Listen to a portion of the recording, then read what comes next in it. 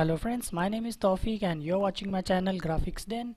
So in this video we are going to continue with the text tool. So this is the part 2 of the text tool. As I mentioned in the previous video, that text tool is one of the most used tool in CorelDRAW because in most of the designs we need to use text. So I have copied some of the text over here. So this is basically a dummy text. So this is basically a normal text or basic text, and this is a paragraph text. So you can call this as non-paragraph text. And when I select the non-paragraph text, few of the options are inactive, like the bullets numbering and the drop cap option is inactive. But when I select the paragraph text, those options will become active. So to explain that, I will draw another paragraph text like this, and I will type something. So let's say I will type maybe anything, any random text heading. Then let's say if I want to apply bullets from second line onwards, I can simply click over here. So the bullets will be activated like this. As you can see, this is the small dot is called as the bullet. We can also change the style of the bullet, but for now I'm just going to type, let's say I'll type some basic text like this. Now if I want to change, let's say I want to change parameters, like I want to change the size, the distance and some other parameters, then I'm going to simply select all these options because I have added bullets to these particular lines. So I have selected the lines and go to text and bullets and numbering. So we have plenty of options here over here in this particular panel. We have levels of the bullets or the lines, and keep the preview on so that you will understand or you will get to see the changes in real time. And if you want numbering, you can simply turn to numbering like 1 2 3 4 if you want to add numbering, or you can also add Roman numerics like these things, or if you want to add ABC or some other languages, for example this Devanagari language mostly used in India. So for now I am going to switch back to bullets, and let's say if I want to change the style of the bullets now, then I have to turn off this option because it is selecting only the paragraph font which is already there. So I'm going to turn this off so that I can explore more font options. So as soon as I turn this off, this option will become active. So from this I can choose any of the fonts. Now there is one font, you can also download this font from Google for free, called as Wingdings. So this particular font Wingdings has so many shapes, ready-made shapes. Those shapes can be used as bullets, as you can see clearly. So let's say I want to use this particular shape as bullet. As you can see on the left side over here, the bullet style is changing as I am moving. Or let's say I want this particular icon. So the style now is changed. Now there are so many properties like text frame to list distance. If I want to change the distance, I can simply increase distance like this. So as you can already see, the distance is changing. So let us keep it to 0 as it was earlier. I will keep it to 0. Now if you want to change the size, you can also change the size. I will keep it to, I think it was 12. I'll keep it to 12. Then baseline shift. Baseline shift is basically where your text is based upon its imaginary line, invisible line. So this is basically the baseline shift. So I'll again keep it to, this is, you can change this according to your requirement. For now I am keeping it to 0. Now next we have glyph to list text. These symbols, the bullet symbols, are also called as glyphs. We are also going to discuss some of the glyph options later on. So these symbols are also called as glyphs. So if you want to change the distance between the glyphs and the text, then you can simply change the distance as well like this.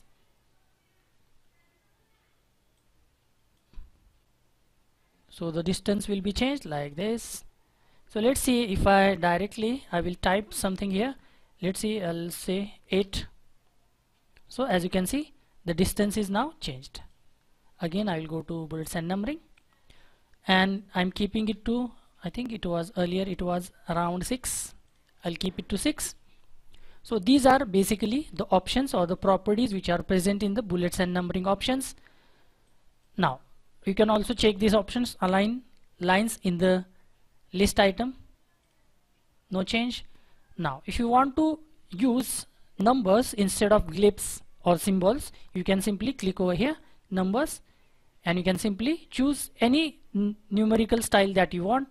So let's say I'll keep it to our Arabic numbers or the English numbers as you may like to call it.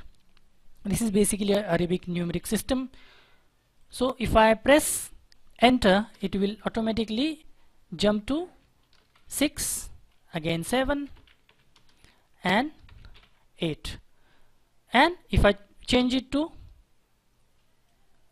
bullet again, then it will be it will go back to the bullet style that I had selected earlier, like this. And you can also change the color. If you want to change the color, only select the glyph or the bullet and you can simply change whatever bullet you want to change, like this. So you can also change the color of the bullet, you can also change the style of the bullet. So these are basically the options containing the bullet and numbering. And if you don't want bullets, then you can simply select and turn off bullets, as simple as that. So this is basically was the bullets and numbering option. Then we have a very interesting options that you may see mostly in magazines or newspaper, so that the reader will understand where the paragraph is starting. Mostly in magazines, people may get confused because there are so many paragraphs together, articles are written together. So I'm not saying all people get confused, but some of the people, they might get confused that where the paragraph is starting from.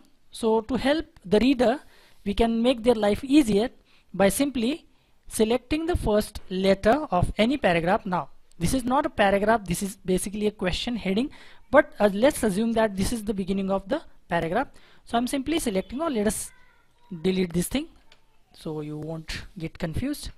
And let's say this is the beginning of the paragraph, and you want the reader, you don't want the reader to get confused, you want to make their life easier. So select the text or simply place your cursor at the first line and go to, this is the same option, remember this is drop cap and this is the same option, drop cap, and check the options, use the drop cap and select the height that you want. So presently the height of the drop cap is 3 lines, as you can see. So you can increase or decrease the values as per your requirement. So this is like this. And if you want to use the hanging style, now as you can see, the line after this drop cap is starting from the beginning, from the left side, but if you want to use the hanging style, then this is how it will look. So whatever suits you, you can use it. This is called as the hanging style. Now space after drop cap, if you want to increase or change the space between the drop cap and the text, you can simply use this option. So the space is changing. Now again, if you want to change the font style, you can simply press OK. Now I'm going to keep it to 3 lines, the height, and simply select only the drop cap option and you can change whatever font you want.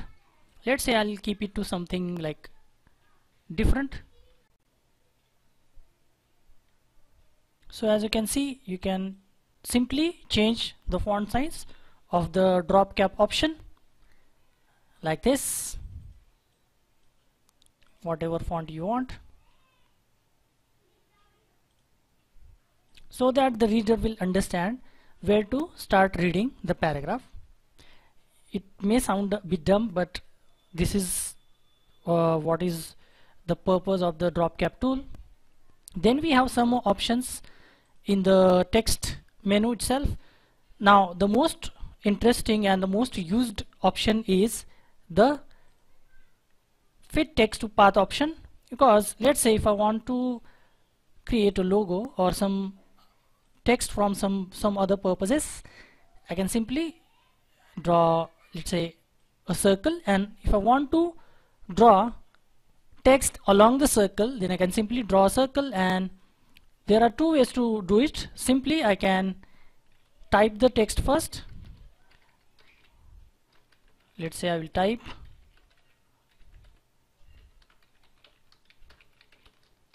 like this, and I can simply put this particular text onto the circle or along the circle. I will make the text bolder or bold, and I can go to text, fit text to path, and simply choose whatever path you want. You can also place this inside or outside as per your requirement. So this is how it will look. I can again, if I want, I can draw another circle like this, and if you want to make look like a seal, you can simply use this option. And if you want to edit this again, you can simply edit this. Only click. You want to keep it outside or inside, it doesn't really matter, you can choose. And if you want to write again, you can simply just continue writing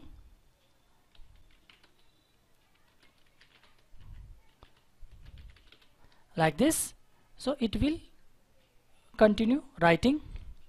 So this is called as the write text on path or fit text to path option. And if you want to detach the text from the path, then you can simply select the option, go to object and break text apart, so the two will be set apart. So this is, the text is separated and the path is separated. Or you can simply start from the beginning, start writing on the shape itself, like select the text tool and start writing on the path itself like this. So there are two ways. First, you can simply write the normal text and then put it on the shape, or you can simply start writing on the shape itself. And you can write on any shape, that doesn't matter. If you, even if you create the shape or any shape using pen tool or Bezier tool, you can simply write on that particular path. You can simply start writing on that path like this. So this is how it will look, and you can simply move the text around like this. This is how it will look. So this text can be used simply in any design, particularly while designing any logo or something like that. So this option is called as fit text to path. And again, if you want to detach this from the text, you can simply use object, break text apart, and this will be detached or be separated from the path. So this is how it is done. Now there are some more options like the spelling options. I will recommend you keep the spelling option always on writing tools. So these are the spelling options. You can check the settings. There is another option called as glyphs that we have seen while we were seeing the bullets and numbering option. So if you go to glyphs, you can simply insert some symbol characters, but they will be inserted as text. So if I select, let's say, this thing, then for each font style, there are so many different glyphs or symbols. You can simply drag this out like this, but these are more common fonts, so you can directly type it instead of inserting from the glyphs. But let's say if I choose the font that I mentioned earlier, like Wingdings, so we have Wingdings font, then we have so many options in the symbols. But even if you insert this, let's say I'll insert this one, a bomb, but it will act as a text. Remember one thing, this will act as a text. If I change it, it will look something like this, and if I change it back to wingdings, then it will again look like a bomb. So these are basically the symbols that we can use or insert using the glyphs option. This can be also useful, especially when you are writing in some other languages. Let's say if I want to write some Devanagari text, then you can simply use this particular option in insert symbol character. Even if I don't know how to write Devanagari, you can simply insert the characters from the glyphs menu. So this basically was the, and we have already seen the change case option. If you want to make it capital, uppercase, lowercase, then we can use this option. We have already seen this option. So this is basically the text tool, and so many properties of the text tool. You can simply practice these options, and because text tool is very most used tool in CorelDRAW, so do practice it and let me know how it goes.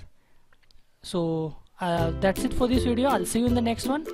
Until then, bye bye and cheers.